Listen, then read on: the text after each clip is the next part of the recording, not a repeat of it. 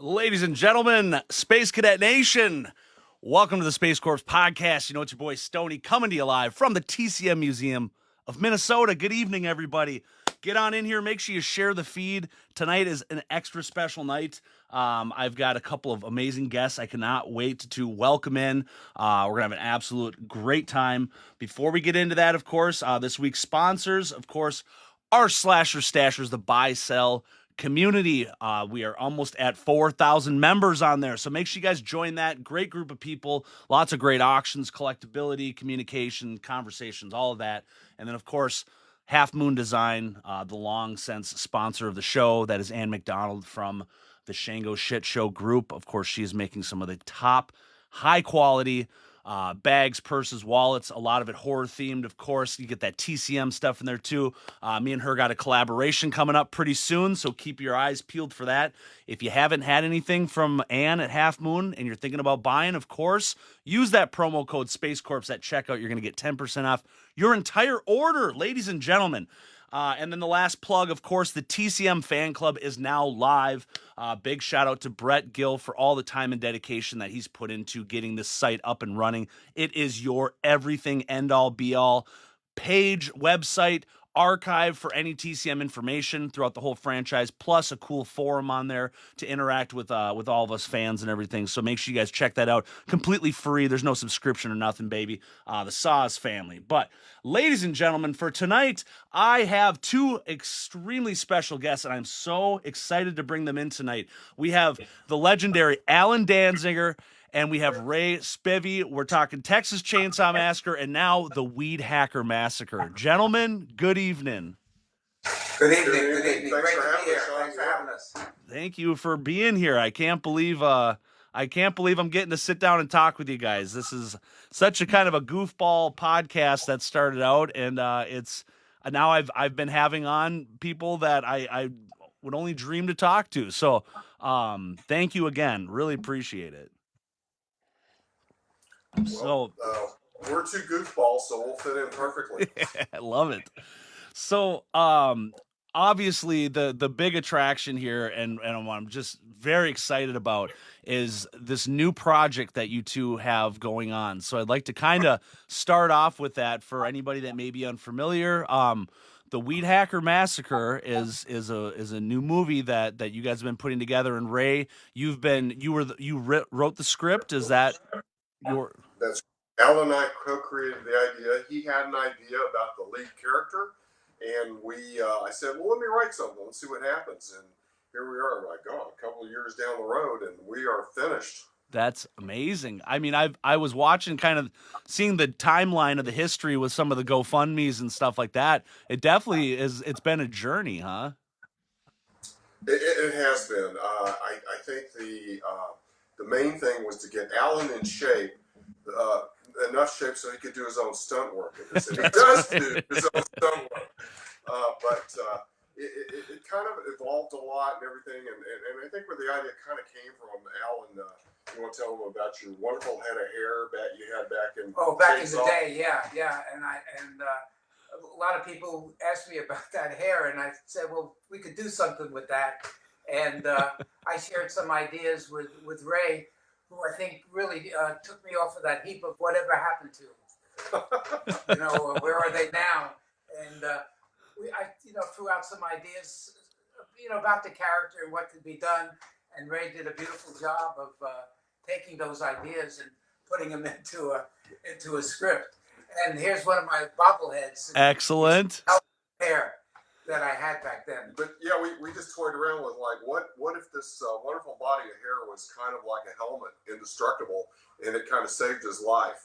And so we went from that goofy idea, and eventually the Weedhacker kind of massacre evolved into kind of a lot of fun, taking a look back at some of the great horror movies we've all enjoyed. There's a lot of scenes throughout it that pay homage to those movies, especially the Chainsaw Massacre, of which he's the grandfather of. But we had a lot of fun, and in this movie, basically, we have a film crew that decides to do yet another remake of the Weedhacker Massacre based on real murders that happened in this fictitious Texas community 10 years ago. Okay. And the killer was never found. So there's a lot of paranoia and everything on the movie set as they're doing what a lot of indie people do, making a kind of a bad film. So awesome. So it's wrapped up now. So is there an actual date now for release? We're going to find out real soon. I just turned in all the media files and contracts and everything, and we should be getting together next week to hopefully get a release date. But we're kind of thinking it could be September, and Alan says, wouldn't it be great if it was in October? Oh, man. That would be excellent. Yeah. You know, I mean, you've come this far. You know, what's an extra month, huh? I mean, that's excellent. Yeah. Now, one thing I saw that made me really excited is that you guys have there's a website, there's a Facebook page for the Weedhacker Massacre, and then from there I found there's merchandise for supporting, you know, and I think maybe that was wrapped in the GoFundMe. But as a collector, I saw that there's some screen used items, including the weapon blades that were used. I think that's amazing. Well, thanks. We used several weed hackers, and some of them, the blades broke. We used everything from wooden ones to the real one. In fact, that first night, we were doing a proof of concept some shots, and Alan got to hold the first one that was actually cut out of metal, and it was terrifying. Really? Watching that thing spin around, yeah. It's I think it's such a fun and awesome concept, and I like how it's just like you're saying there you know there's concepts that are kind of paying homage to you know what everything stemmed from. But how long did it take to kind of hammer out the script and everything? Was that a pretty quick process? You just kind of felt it and just it was done before you knew it? Well, yeah, you write a draft, and then I think the way the movie kind of evolved more from the hair and the hero having the hair evolved more into the fact that there are all these remakes of horror movies, and it kind of got to be more of a love affair with those old films that we love so much. So we have little bits in there that kind of honor The Shining, for example, and I'm a big fan of Edgar Wright and Shaun of the Dead. So there's a couple things in there we kind of make some fun with that and everything. But yeah, it took a while, and of course the script's always revolving, and my wife had to tell me, like, quit messing with it. Like, Sure. We were shooting extra scenes even up till the last minute a month ago. So, and Alan had some great ideas about things. We were just talking about John Dugan. John Dugan was supposed to be in the movie. Oh, really?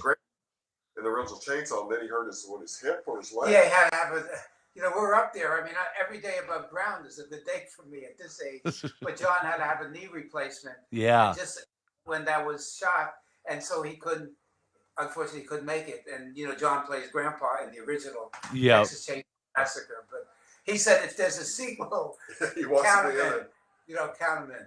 That's excellent.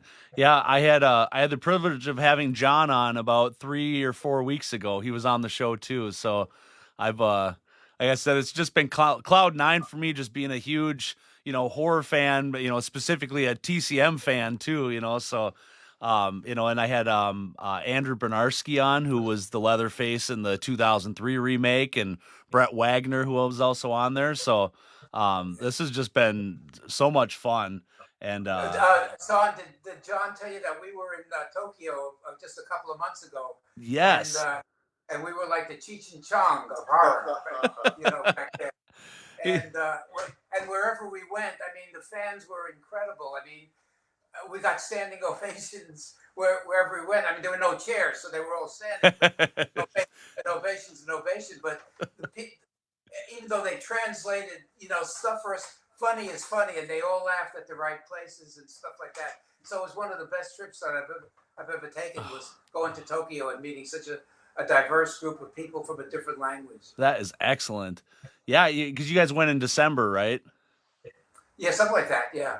That's so cool. Yeah, he was telling me about when you guys were out having like maybe some beverages or some like pee alley that like everybody has to use the restroom at out there. Yeah. And then he somehow found the bar that was a chainsaw themed bar, so they went nuts having them there. So oh man, it was unbelievable. Yeah. We'll leave it to you guys just to naturally be magnetized to something that's themed like that. How funny is that? Yeah.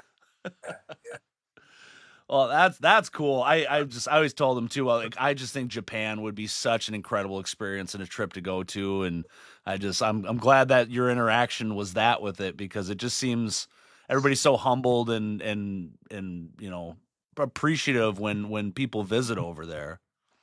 Oh, no question. They were delighted. They were just such. I mean, the people, the place. It's just a great place. I mean, the bathrooms there. I could live in those bathrooms. That's how hip those things are.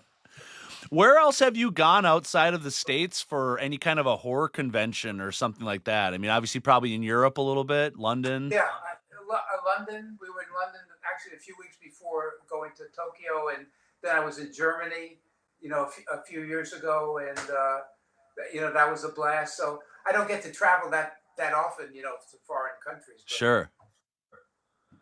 Yeah,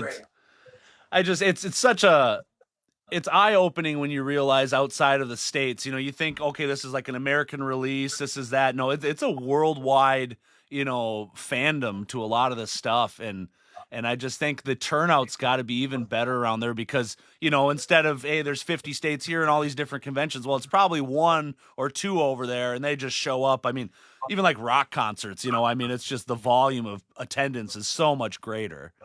But well, it was banned. I mean, Chainsaw was banned in Europe for many years. So, I mean, it's just that's how it was. That's just how it was. But it's amazing too how the kids have picked up on this movie made 50 years ago. It's favorite. These are kids that are worshiping this guy. Oh yeah.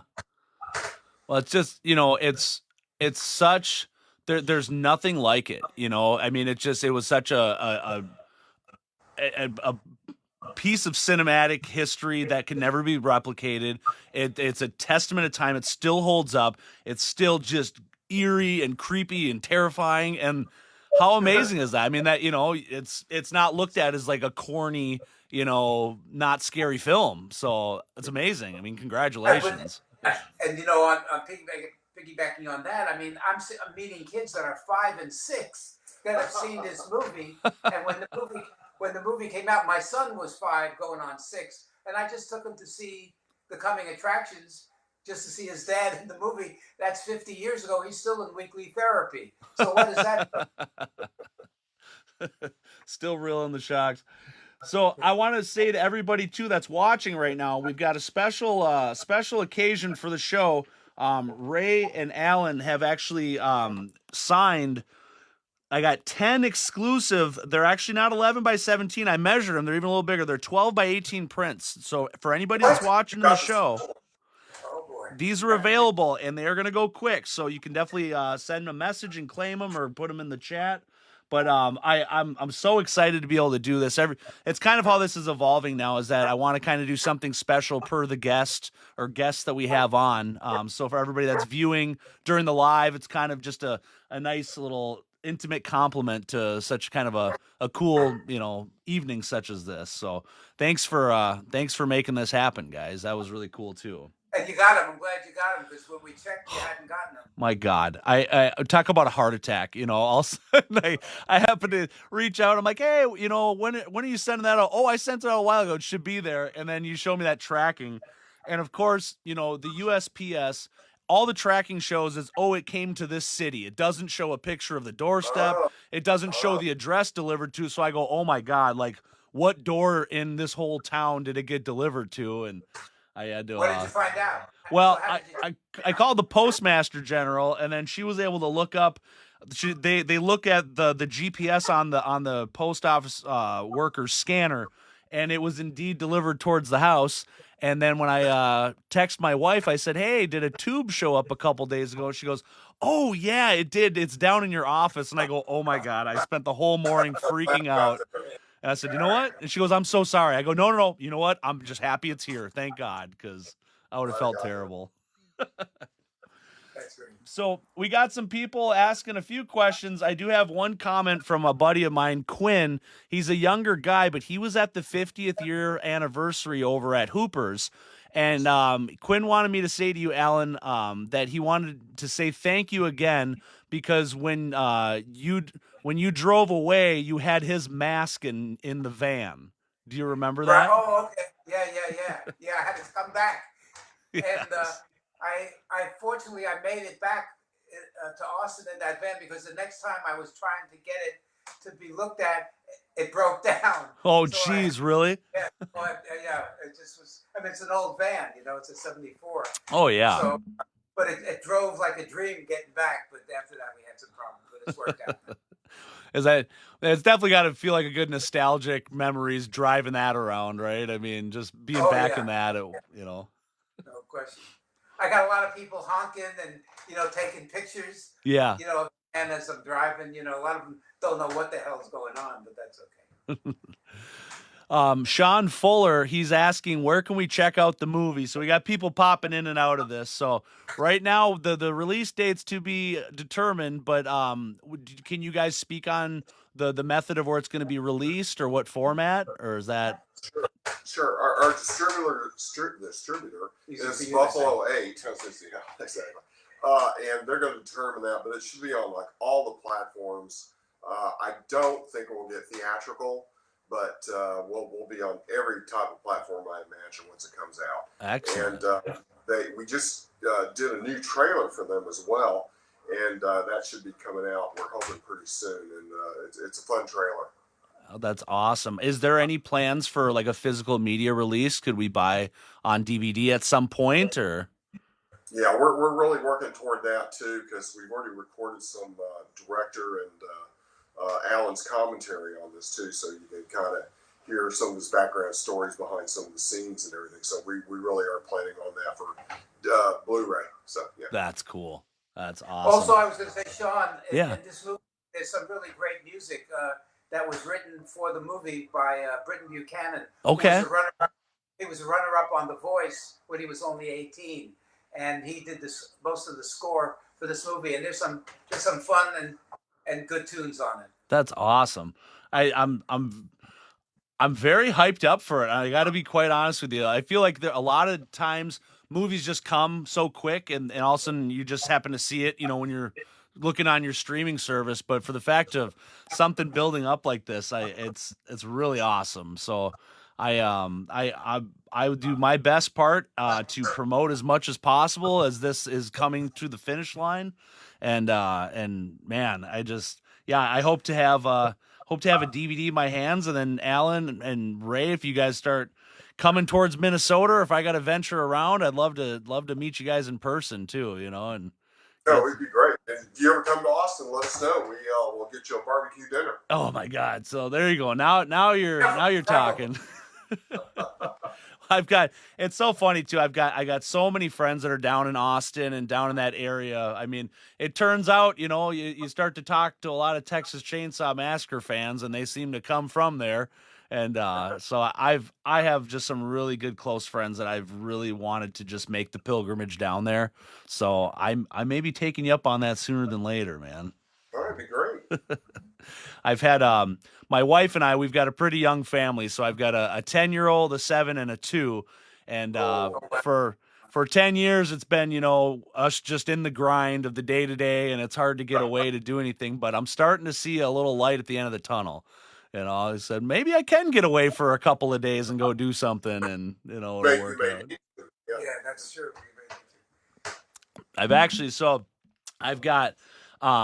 I found a friend down there that actually found a couch, this small piece of furniture that was used in the 2003 remake. They went to the site location of the warehouse, and the guy was snooping around, and out back he found the old couch, and he screen matched it exactly where they're all at. Well, I bought that from him, and it's sitting in a friend's garage down in Austin.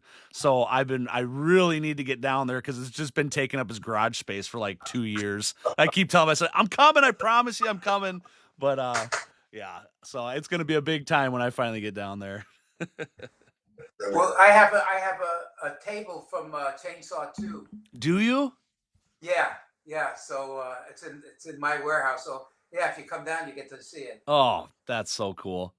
Did you ever? I mean, a lot of people always ask that question of, "Hey, what did you keep from the original movie?" And I'd almost think, back then, I mean, you probably weren't thinking about that, right? It's just you guys were just kind of making the small film, and all of a sudden, it was grueling, it was hot, and then when it was done, it was done.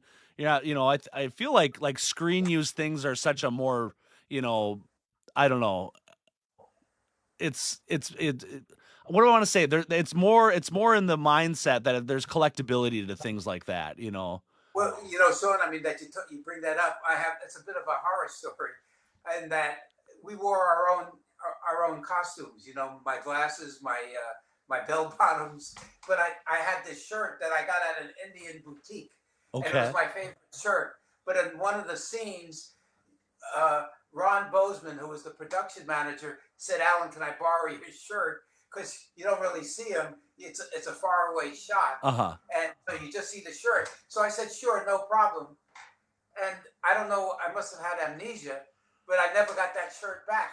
And so, 50 years, I finally got in touch with him. He didn't remember what happened to that shirt either. And lo and behold, people who wanted that shirt, I've gotten a lot of requests for that shirt. So, oh, sure. But a fan actually found something similar to that. So I do have a shirt that kind of looks vaguely like that. That's close enough. Oh, that's awesome. Yeah, when I was asking John Dugan, we were talking about that kind of thing. He goes, the only thing I wish I would have kept, he goes, were the loafers that he was wearing. He said they were just the nicest Italian shoes, and he goes, God, they fit so well, and I loved them. And he goes, I never knew what happened to them, but he says, I wish I had those still. Yeah. Well, and then you actually went in search of the van that he uses now. And you guys had got it from a relative of somebody famous. Yeah. I was just scrolling on a Chainsaw Fan, website. Mm-hmm. It was around Christmas time. I think it was probably a couple of years ago. And as I'm scrolling, I see a van, and a fan said, "Man, this looks just like the van." Yeah. From the movie. I mean, it was green and white, and it was up on blocks, but there was a phone number. And I said, "All right, I'll just call that number." I'm sure that guy doesn't have it. Anyway, the phone rings, and it's in North Dakota. Okay. And the fella's name is something Scott. Scott Key. And just to make conversation, I kiddingly said, "Are you by any chance related to Francis Scott Key, who wrote the Star Spangled Banner?" And he said, "As a matter of fact, I am." He was like, "It's great." So I said, "Do you still have that van?" He says, "As a matter of fact, I do." He said, "I've gotten a lot of calls, but nothing's happened." Well, I said, "I'm so-and-so. I'm the OG. I guess I gotta get this van." And we struck a deal, and he actually drove it down. He trailered it down here to Austin. Oh, wow. I took it to my mechanic, who put it together, and then they painted it, and it looks really great. We even have the blood stain on the that's so cool. Yeah, so we got a lot of requests for it. What I drove in the movie was Ted Nicolai, the sound guy's van, and that was a 72. Mine is a 74. Okay. So it's the same van. It's got that same door. You got to have that sliding door. Oh, yeah, right. For it to be the real deal. And so, yeah. And I have actually Franklin is in there right now. He's sitting in the van. Is he? Yeah. He's an animatronic, right? Yeah. He's coming, yeah. Oh, that's cool. So awesome. I mean, I don't want to get too personal, but I mean, like, is that parked at your house now? So, like, you get to look at that every day, or? Every day. Wow. That's so cool. I'm not going to lie that I've definitely been on the look and the prowl for that van on Facebook Marketplace, Craigslist, here and there, thinking something will pop one day, but I'm still hopeful. Yeah. That may be the tipping point with the wife where she goes, okay, enough's enough. Cause she's, bless her heart, she's let me have, my area. She goes, as long as it's not up in our living room, she goes, I don't understand why, but okay. I said, I appreciate that. Well, where are you now? Where are you shooting this? So this is actually in my home in Faribault, Minnesota. I'm about an hour south of Minneapolis. And so what the original plan was, I almost signed a lease opening up an actual brick and mortar museum here in Minnesota, and it was right at the end of 2019, and then the COVID stuff kind of happened, and it made me really kind of think about what I was doing, because once I saw what the rent payment was, and then you start thinking utilities and all this, and I go, well, what am I really gonna do about this? I'm like, I'm a family man. I've got a full-time job. How much time do I really have to, man a physical store, and how, I mean, am I gonna have 100 people visiting a day? Probably not, but I could do signings and things, and make it worth the while. So I kind of backed off on it, and then I ended up just turning this into kind of a podcast studio, with all all this around me. And then I'm just kind of happy with how it is right now, because I get to come down here, I get to enjoy everything in my collection, I get to do this, and then who knows, maybe later on, if this caught on and was something kind of fun, and maybe if it became monetized, maybe then I could actually open up something. But I'm just I'm just going with the flow right now, just having fun. You know who will be there for the signing of your opening day. You be counting on it. That would be excellent. So I got gears turning on it, but it's got to make financial sense. At least if anything, just coming up even. I just can't be like, yeah, sorry kids, I know you want diapers here and snacks, but Daddy's Chainsaw Museum had to take some of the money, but. That's all right, though. We got options. I got a few other guys asking some questions here.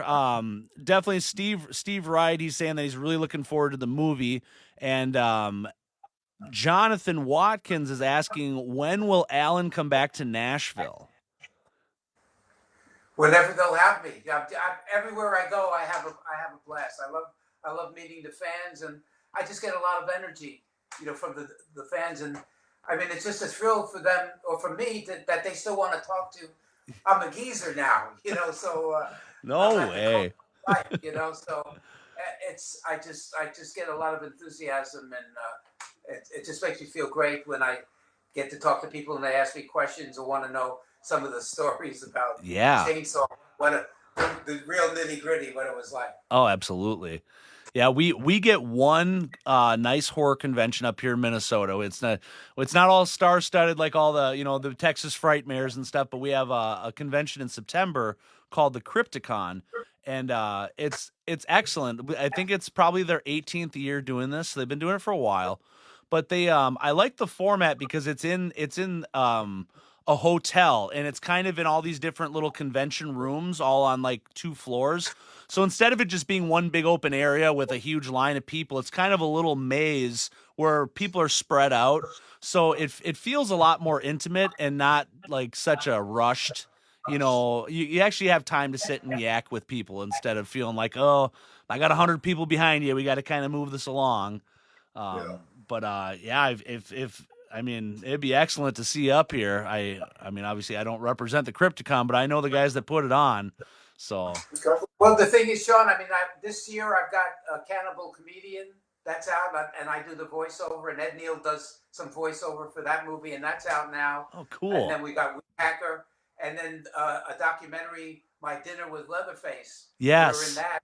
So, and it's a wonderful documentary for people to get to know Gunnar Hansen, who was really just the antithesis of what he portrayed on screen. He was a gentle giant, very bright, very fun, and you get to see what this guy. He was a poet, he was a writer, he was a midnight toker. I'll go into it. Copyright.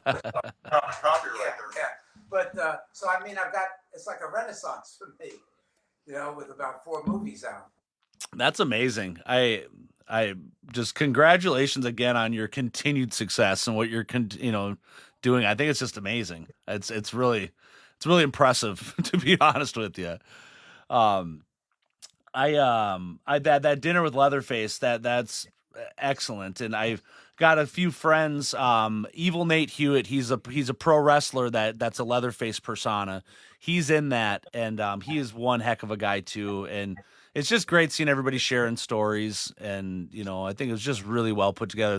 The cover art for that is beautiful. I mean, it's really awesome. Yeah, no, it was a very touching, very emotional movie. And if you've watched it, you know that you'll see John break down, Bill Bill Vale. Yes. I mean, tears in their eyes while they're talking about Gunner. And although I did not see Gunner Leatherface in costume until I get killed, I had them blindfold me for about 20 minutes. So my response was the real deal, Oh yeah. In fact, I got out of there screaming several times. They had to bring me back in. But after the movie, we actually became really good friends, and he stayed with me the summer before he moved to Maine, and we just had a great time. So, but it was a great loss, losing him. Yeah, I mean, it's just and him and Jim. I mean, I just everybody is Marilyn, all. I mean, like I say, we're a vanishing breed. So you want to get us while we're still above ground. Sure. I do have a question, just a fan question. I saw, in the original like kind of promo or press kit photos or the black and whites, Jim had a mask that like almost like a I don't know what kind of mask it was. It wasn't like a clown mask or something. Do you know what I'm talking about? That Jim? Yeah, Jim Saito. No, I don't know anything about that. There's really like early photos of like I think the first days on set, and there was this mask that he wore, and I always think about it where I go, I wonder if there was like ever some scenes that were shot where that was incorporated in the movie and then it just kind of got scrapped. But it's I have no knowledge of that. Yeah, no, and it's such a like I think it's just a tiny little needle in a haystack, note to pick up on, but yeah, it's I don't know. There's so much to it, and it's just it's absolutely amazing. So I love the stories you're sharing. I appreciate it. I think you got time for one? You got time for another one from him? Absolutely. This is a needle in the haystack too.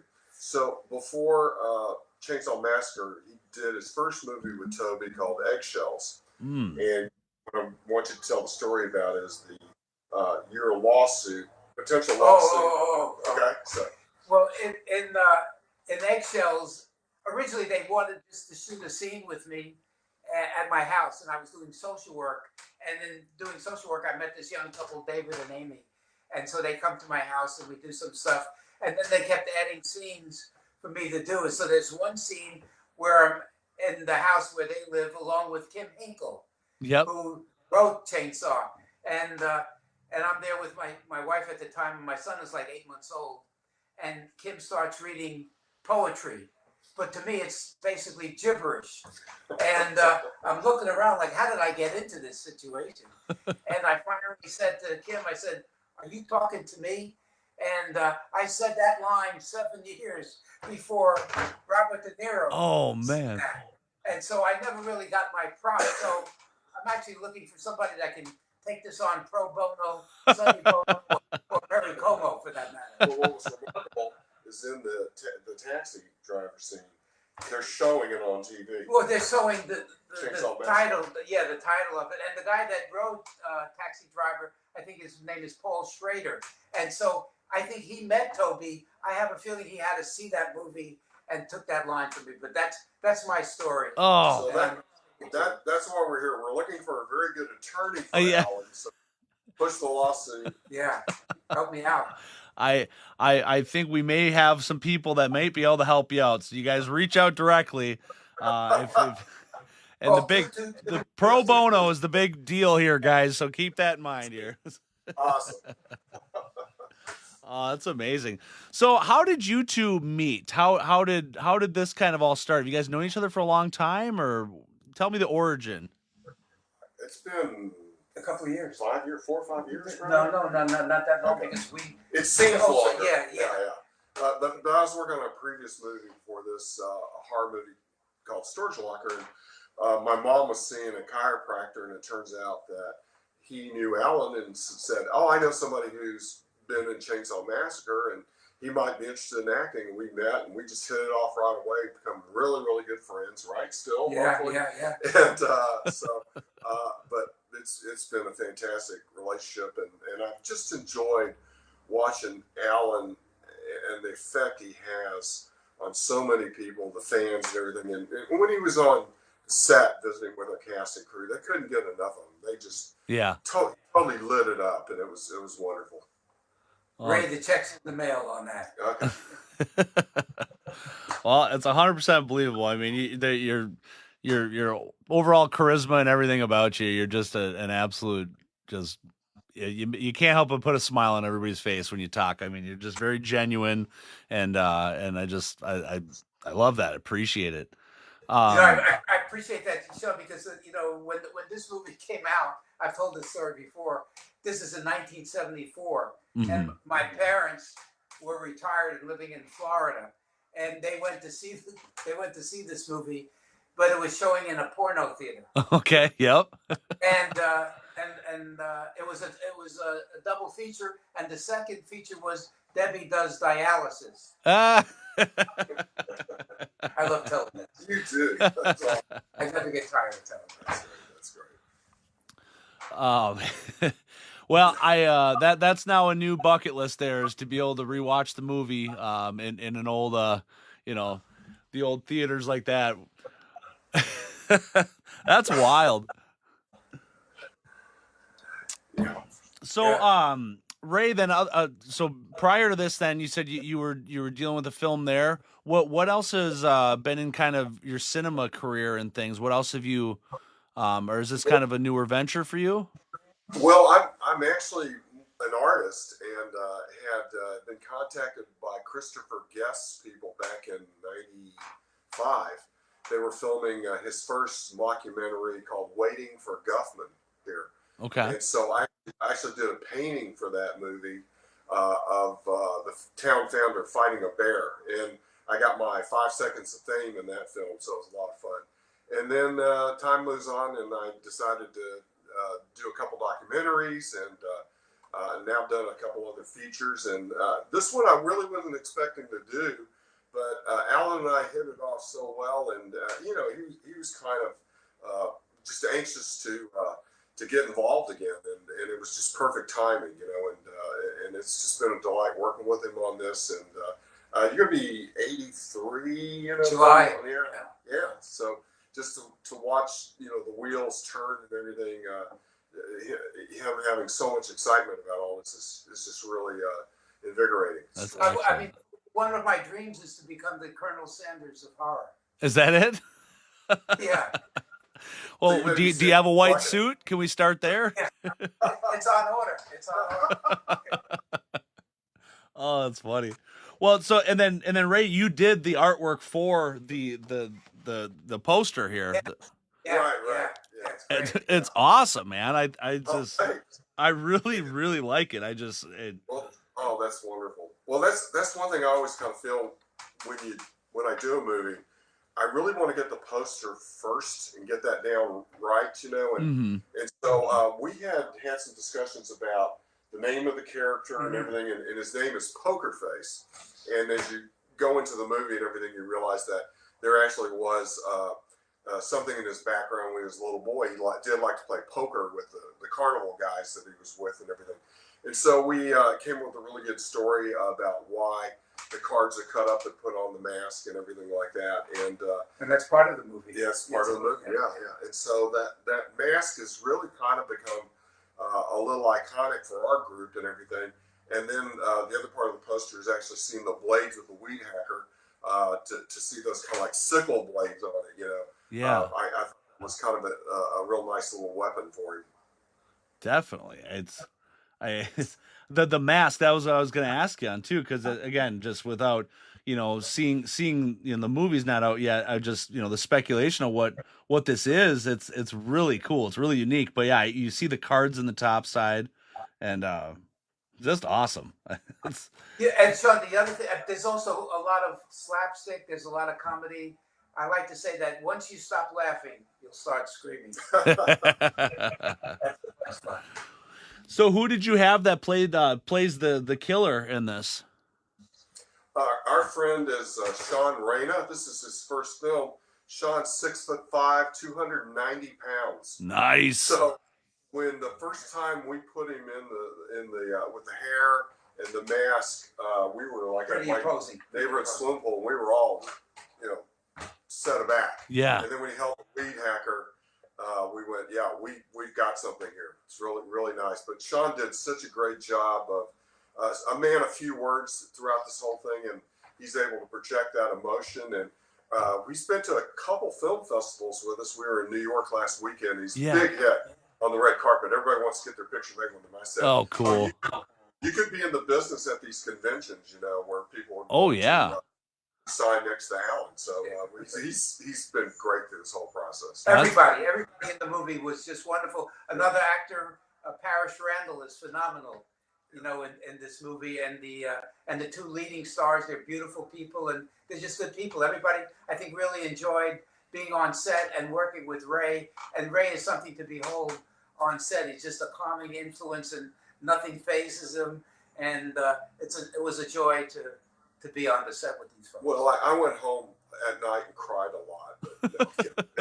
But, we really have a great group, and some of the actors we had worked with before, and then we brought in new people, and it was just amazing how they all got along. And I had to ask, I think it's one of our first days we had the group of co-eds go to this music festival at the beginning of it, and they're all chatting it up and everything, and I'm going like, do y'all know each other? And they said, oh, no, we're hitting it off, and everybody felt like this was really like a family movie in a way. Well, and that's so funny how how what a unique situation that becomes where you build like this family, type of a tight bond between. It could be complete strangers, and then also when you come out of this, it's like these are people you take a bullet for, and you just fondly think of, and it's I always think that like when you can find that kind of a really good chemistry between the people, it just solidifies that movie is genuine, and it's just you believe it. The relationships between it. It's like no longer acting anymore. Almost in a way.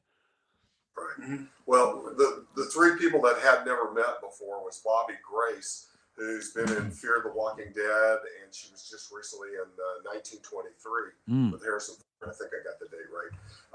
She plays the director of this fictitious movie that's being made, but she had a cameraman and an assistant director, and both these people is kind of like their second or third time acting, and the three of them were so tight.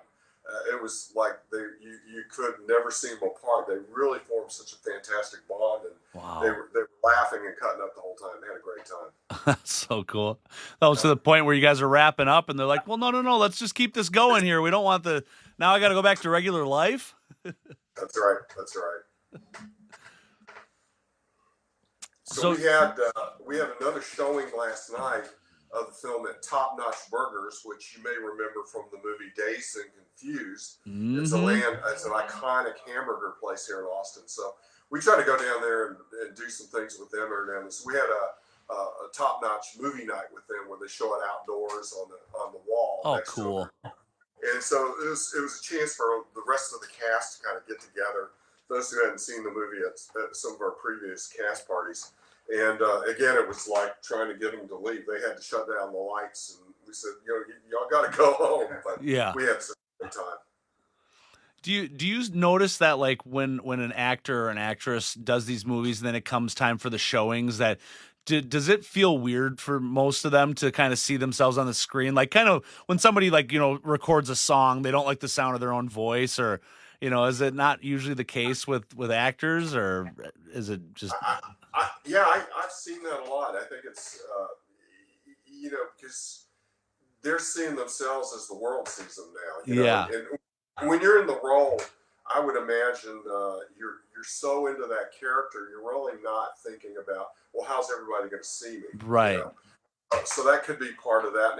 And there's some people that just clearly don't like to see their work. I mean, you hear this all the time where a very accomplished actor has probably never seen his own movie. Yeah. Yeah. So Alan pops up in this movie several times as the former sheriff in this county. And like I said, he does his own stunt work and everything like that. And, it was pretty amazing. Well, remind when I did when Chainsaw came out, it showed that at the time it was called the Village Cinema, changed to the Alamo Draft House, and I just went in just to see if I was in the movie and to just see the action. And then so I'm watching it, and no sooner do I see myself on the screen, I literally got up and ran out of the theater screaming. I was so freaked out. So that's kind of how it is now. I'm a geezer, so it doesn't matter. Oh, geez. Like, that's how it is. That's how it is. So talking back to the original Chainsaw movie, one thing that one person I excuse me, really admired out of the whole, just everything that put these elements together, was Robert Burns, and just his everything he did to make, all the props and everything like that. Did you have a good relationship with him? You got any, Yeah.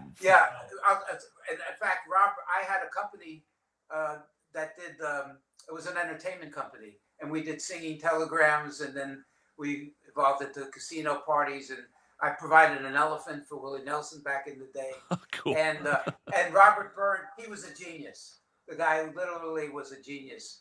And he did a routine where he had like two puppets and himself, and they did like a trio.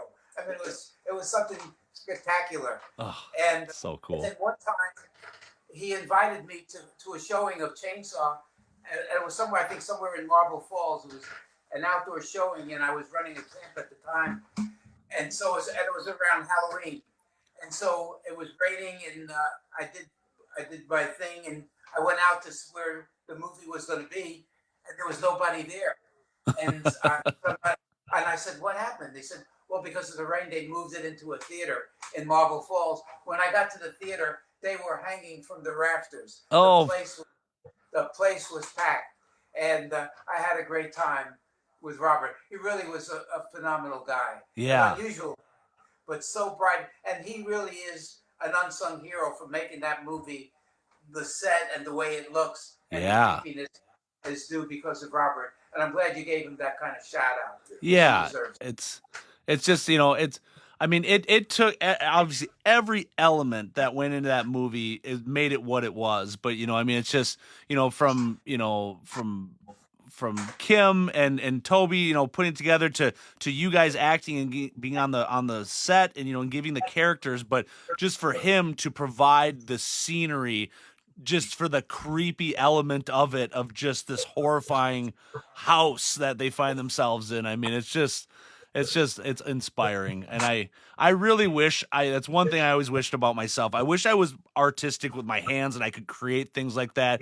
These people I have on, like I have mask makers on the show, and I envy it so much. I enjoy their work, and selfishly, I wish I could do it, but it is what it is. But also, they allowed a lot of improvisation. In the book, because a lot of the funny lines that are in it are with my own stuff. Because I said I really can't say this stuff. It doesn't sound like me. So, well, just do you. So that's why. Like when I said he's going to get you. He knows where you live. I even gave him your zip code. Yeah. You can't make that up. Or the quit goofing on me. Right. Just came and. It worked. It worked. What can I say? But Alan, you had talked about before how the timing of when they filmed Chainsaw in the summer of Texas, terrible heat, that it contributed to that atmosphere. Yeah, I mean, you could see it. It was hot. We were all happy, and then we're in a van, that's got no air conditioning, and you got Franklin, who everybody hated. And, we all wanted him to die. Yeah. And he was the nicest guy. After it was over, what a sweetheart he was, but we hated him in the movie. But Gunnar got right? Oh, yeah. I mean, I was only in that house to get killed. Yeah. But the other people were there for days shooting, and he wore that same shirt, that same costume. Oh yeah. It got very ripe. As I said, all the Febreze in the nation Right. couldn't fix that. Not fix that. Oh man. Yeah, and Paul, he always seemed like he was just such a sweetheart of a guy too, and it's just funny just to be that's the character you played, that like you say everybody kind of rooted for him to finally get it. It's just like, well, enough complaining. And when do you vote for an invalid? To get killed. I mean, they just turned everything upside down in that movie. Oh, so wild. Amazing. So another thing then too with the Weedhacker Massacre, because again, I got to keep prying in on it. When this does come out, I definitely like I said, I want to let everybody know where, through the distribution where all that stuff's at.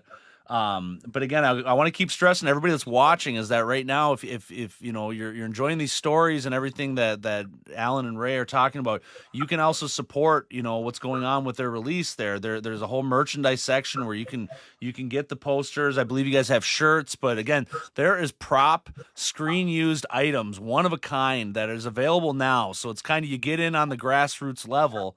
And because this movie is going to be excellent, and as soon as everybody gets to see it, that stuff's gone. So, I just like we hope so, because we don't want to apply for food stamps, So we're hoping people will help us out,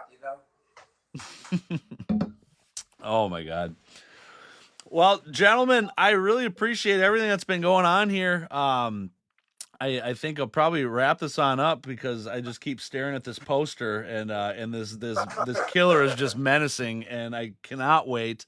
So again, I thank you both for hopping on. I'd love to have you guys back on again, maybe after the movie's released, or maybe if part 2's in order or whatever, we can. We're hoping. Yeah. And when you come down here, we'll let you put on the poker face mask and the weed hacker. And yes. Pass up. It'll be great. I can pass out in your green van and take and hang and have some dinner with you on your TCM 2 table. That'd be You got it. All right, gentlemen. Well, again, thank you so much for coming on. I hope you have a great night, and thanks again. And thanks for inviting us, and thanks for having us on. And this really was a lot of fun and very enjoyable. Thanks a lot. We really appreciate it. All right, fellas. Take care. Good night. All right. Well, ladies and gentlemen, there we go. Once again, the legendary Alan Danziger and Ray Spivey, and I am just, once again, I'm more on the speechless side that I get to just hang out and talk with these guys. Again, for anybody that's watching, that's enjoying, they have a limited edition of 10 of these posters for the Weedhacker Massacre signed by Alan Danziger and Ray Spivey down there. These are available right now to you, the Space Cadet Nation. You put your claims in. I already see the people that have been claiming them. I got it tallied up, but I know we probably got maybe 3 or 4 left, and then they're going to be available on the social media pages afterwards. So if you are interested right now, get in on it, baby. Put your claims in. It's just something I'm really trying to work out as a special, little intimate opportunity for the people that are hanging out, supporting the show and watching. Brandy, I see you. Absolutely. You got one. No worries. Yeah, just let me know, guys, and shit. I don't even know what more to say other than if you like what you're seeing and you want to support this show, the Space Corps Podcast, the merch store is open, baby, so you can get yourself some Space Corps Stoney's TCM blend coffees even in that thing, my God. But we got shirts for the Space Corps Podcast, Stoney's TCM Museum, all the homies that are buying it. I appreciate you. And if you do buy something, send me a picture of you wearing it. You'll get thrown in the Rolodex here, featured on the show. Of course, those ones right there were done by my daughter, Zelda Marie. So showing her some love. She's so excited that she's getting to contribute into the show. But Space Cadet Army stuff, you name it, it's all there, baby. And then, of course, going back to the other sponsors, the real true heroes of the show, Half Moon Designs. Promo code is Space Corps, 10% off your entire order. Support Anne, she's amazing. Visit the fan club, join on there with everybody. That is the end-all, be-all website to go to for any Texas Chainsaw Massacre fan, and I'm talking the whole entire franchise, baby. But my favorite thing about it, and I'm not trying to downplay his hard work because Brett, you're a fucking maniac with what you did. But there is a TCM Fan Club forum on there. And for anybody that's, more my age and was pre-social media, the fan club forums, the message boards was where it was at back in the day, man. That's where we all got down. So he has revived that nostalgic feel of a fan forum, but then has updated with some more familiar types of bells and whistles to it, I guess is the best way I'll say it. It's 100% free. There's no membership or anything. Just go there, just, register so you got your own account you can log into. It's super dope. So big shout out to Brett Gill, of course. And then our weekly sponsor of the show, Slasher Stashers. That is my homie, Sean Fuller and Michelle. They are beautiful, amazing people. Make sure you join them. They're on Facebook there. They have almost hit 4,000 members. It's a big milestone for them, so I'm very excited and happy to promote them. Again, I don't like to sit and sponsor bullshit. It's these people that are actually genuine, great people doing good for our horror community and all that type of stuff. Just putting out the good shit, baby. So you're never going to see me sponsoring, NECA and Sideshow and all that type of shit. So in closing, ladies and gentlemen, this is Stoney. I'm coming to you live, always from the TCM Museum of Minnesota, always on a Friday night, maybe on a Saturday every once in a while, depending on the guest availabilities. But I do this every single damn week. Come and hang out during the live on the Facebook page. If you can't, that's cool too. I do upload this up to the YouTube page afterwards, so you can consume it at your leisure, ladies and gentlemen. But being here on the live, that's what the real deal is, because you get in on this type of stuff, these exclusives. Again, this is signed by Alan and Ray. This is a dual signed 12 by 18 poster. Legit. I mean, nice thick stock. This is the real fucking deal. Only 10 of these, and we've already had people, the Space Cadets are claiming these up left and right. So get in on the comments. Let me know if you want one of these. Secure it right now. I will be shipping those out ASAP to you beautiful people. And if any are left over, you may see one in one of the pop-up auctions, baby. Me and Shango, we got to hit it up and do another Mega Powers auction. It's been a minute. But me and J-Bug, dude, I got to say shout out to that too. Fucking A. Dude, Stony and Bugs, man, we got together last Friday. We threw down on a killer fucking horror auction, man. I couldn't believe it. We went live for like 4.5 hours, dude. It was crazy. It was Bugs' first ever auction, and it was amazing, dude. It was a great turnout. You guys were there. We were sitting 30 plus people strong, the whole fucking time. Some of the craziest bidding wars. I threw up a chainsaw, an original Paulin 245A that was signed by Gunner and Ed Neal, the hitchhiker, and that motherfucking thing went wild, dude. I had no plans on selling that thing. I'm going to tell you that for damn sure. That was the one thing out of my collection that I was like, oh, yeah, I didn't think I was going to sell that. But you never know what happens in the heat of the moment, baby. You know what I'm saying? So anyway, you guys, this has been fucking excellent. I do got some other cool-ass guests in the works. I got Ari Lehman, that first Jason. I'm working something out dope with him. But also in the mix of that, Michael Toth, my homie, the beautiful artiste that we all know and love. He's come up with a exclusive print of Ari, and I can't wait to show you guys all this when we get it all solidified. But that again is going to be another one. When he's on, there will be a limited of 10, this exclusive print signed by Ari. It's just a beautiful, dope thing. Steve said that auction was friggin' awesome. You're friggin' awesome. I love all you. You guys are fucking awesome, and I appreciate the shit out of you hanging out, checking this shit out again. Anything you can do to support the show. If you're not spending money, if you just want to share it, invite a friend or something like that, totally appreciate it. Otherwise, I don't expect shit, baby. I'm just happy you're fucking here. Again, I am signing off because now I'm going to start to fucking ramble, but I'm just excited. I can't wait to do this again, baby. Next Friday, let's fucking go. It's your boy Stoney. You guys have a great fucking weekend. I'm out, baby. Peace.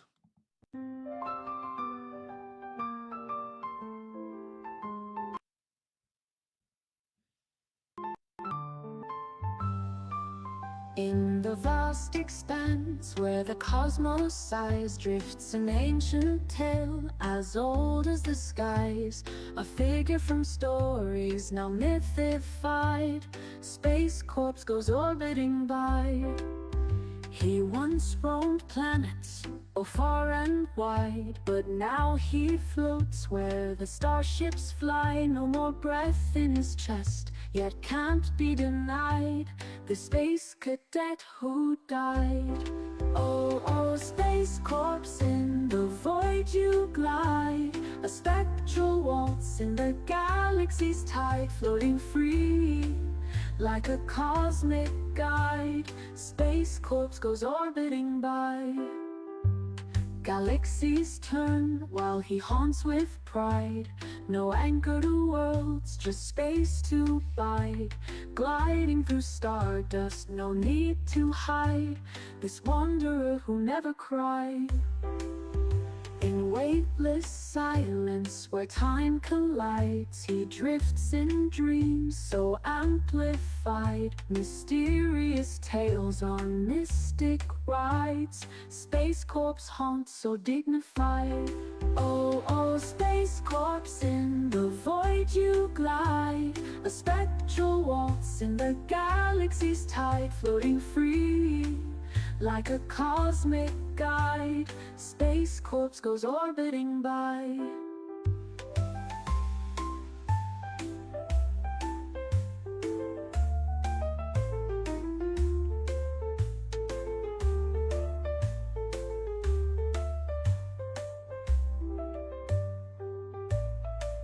Galaxies turn while he haunts with pride. A spectral waltz in the galaxy's tide, floating free like a cosmic guide. Space Corps goes orbiting by.